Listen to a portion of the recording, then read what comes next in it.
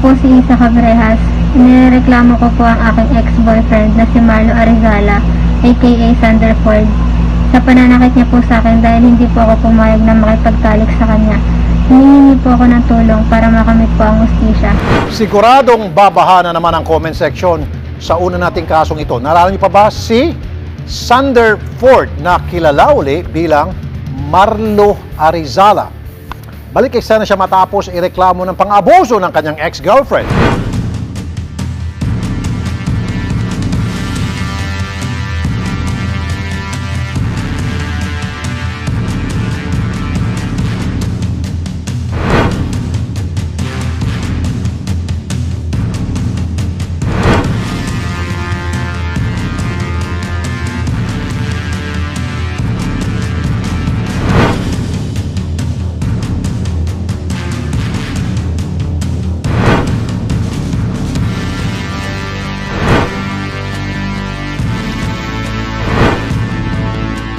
Nakausap po natin live via video call ang nagreklamong ex-girlfriend si Isa Cabrehas. Ma'am Isa, magandang tanghali. Hanggang ngayon po patuloy namin tinatawagan si Marlo pero hindi kami sinasagot ng telepono, yung aming mga tawag. And nagpatay na rin po pero tinetext pa rin namin siya para makunan siya ng panig niya. Miss Isa, Po, okay, ano po itong reklamo niyo laban sa inyong ex? sinasaktan niya po ako. Bakit nangyayari po yung pananakit? Anong problema niya, ma'am? Pinilit niya po ako na may mangyari po sa akin. At kapag ayaw mong gawin yon, Sinaktan niya po ako. anong klaseng pananakit po, ma'am? Pinaforce niya po ako, tapos hinawakan niya po ako sa kamay po.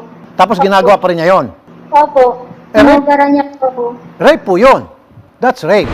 Siya nga pala, no, para sa kalaman ng lahat, na mga kalalakihan, pwede kayong kasuhan ng rape ng inyong mga girlfriend, live-in partner, ng inyong wife. Kasi kung ayaw nila na makipagtalik sa inyo at pinilit nyo, that is rape. FYI. Kailan po nangyari ito, ma'am? Noong June 13 po. O bago lang? Opo. Pero kayo pa ba noon, June 13, hindi na? Kami pa po nun. Okay.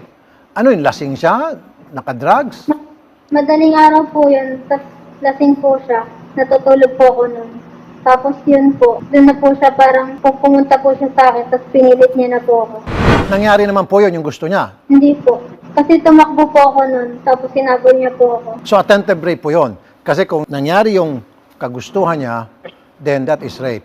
Pero hindi nangyari, attempted rape po yun kung tutuusin. Ang pagkakaalam ko. At madalas niya hong gawin to sa inyo noon nung nagsasama pa kayo? Unang beses po. So, tuwing nagagawa niya po ito, palagi po siya nakainom. Yung unang beses po nun, nung May 11, nakainom din po siya nun. Pero hindi niya po ako nasaktan kasi inawat po siya nun. Sinabi niyo sa research na gusto niyang samahan mo siyang maligo. At Opo, doon yung hindi gagawin po yung ako gusto niyang gawin na and then nung ayaw mo, nanakit na naman. Ano po yun? Hindi po yun physical. Sa salita lang po. Oh, that's verbal abuse. Ano to, manyak? Ay, sorry. Manyak, ano to? Itong lalaking to? So, every time na hindi na tutupad yung kanyang kamunduhan na isa sa katuparan, it's either physical or verbal abuse ang natatamo mo dito sa lalaking to. Opo. So, tuwing maligo siya, ma'am, gusto niyang kasama ka palagi. Opo. Kasi So- magsabi niya po mag-girlfriend naman daw po kami.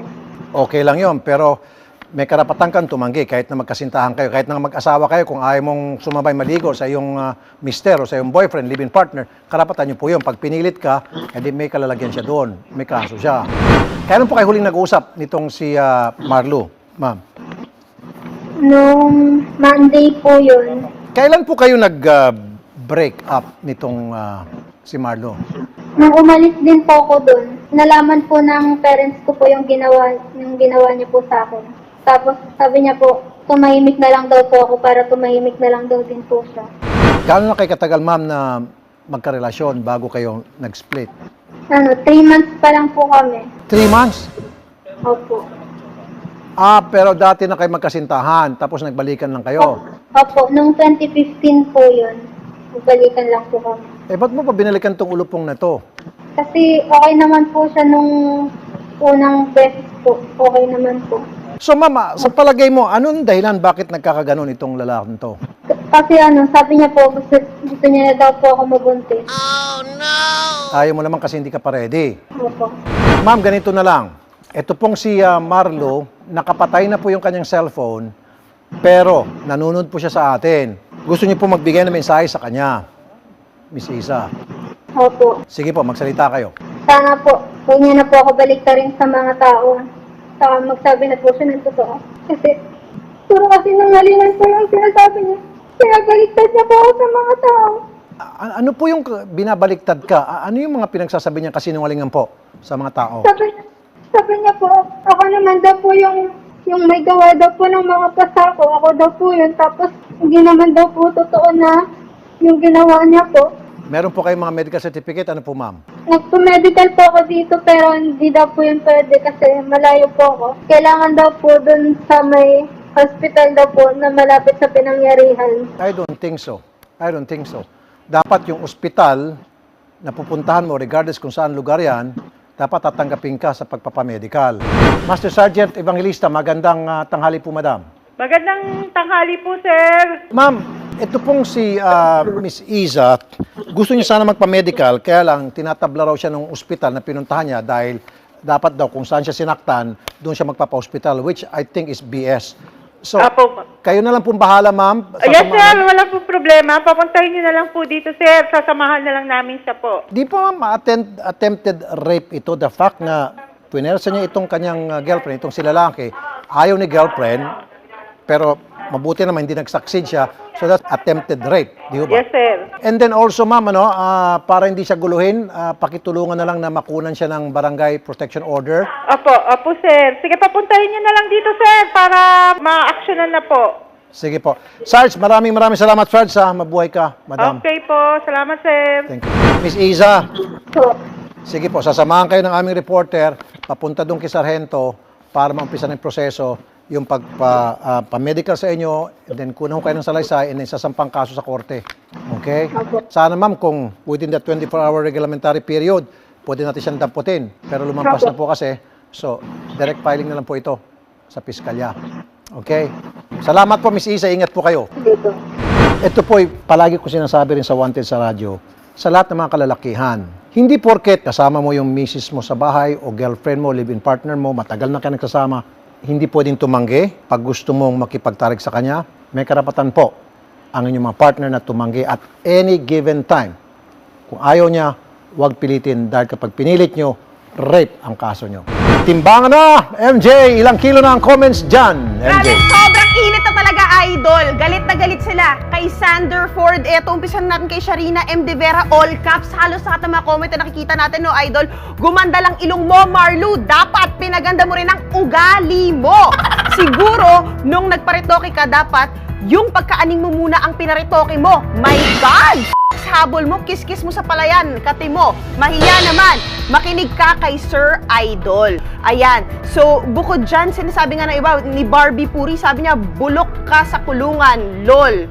O yun. Tapos sabi ni JD Dollhouse, Sander, nagpunta ka dito sa amin sa Alfonso, pero dinumog ka. Sad to say, dinumog ka ng langaw. Siguro deserve mo yun kasi baka lang lumaki yung ulo mo. O yun ang sabi niya, idol, ano. At dito nga sinasabi pa nga ng iba na talaga naman, eto, sabi ni Queenie, Xander, ibalik mo na lang yung pagka-Marlu mo. Kasi syempre na may miss nga naman nila noong mga panahon na hindi pa raw nagyayabang si Sander Ford aka Marlu Arizala, idol. So, basically, yun yung mga sinasabi ng mga kapatid nating netizen dito. At sinasabi nga nila, no, na pangit daw yung ugali ni Xander. Hindi dapat niya ginagawa yan sa kanyang nobya. Kung maalala ko, si Sander Ford, dati nagsumbong sa atin, di ba? Yes, idol, may nag-comment nga dito, no, na kung dati raw sa aksyon sa tanghali, siya ang nagsusumbong. Ngayon, siya na naman daw yung sinusumbong. Nakakalungkot daw para sa mga avid viewer natin na mapanood siya na siya yung inirereklamo sa inyo ngayon, idol. Kaya dito, patas anybody, pwedeng pumunta rito, magsumbong kung kayo po yung inapi. Okay? Andito lang kami para sa inyo. Rapi tulpo, isang taong hindi ka iiwanan. Basta nasa tama ka, ilalabang ka ng patayon. Kahit na sariling reputasyon niya ang itaya, ipagtatanggol ka niya kahit siya ang mapahiya. Ang sarap kapag panatagsan man ng iyong tungtungan, dahil merong rapi tulpo ka.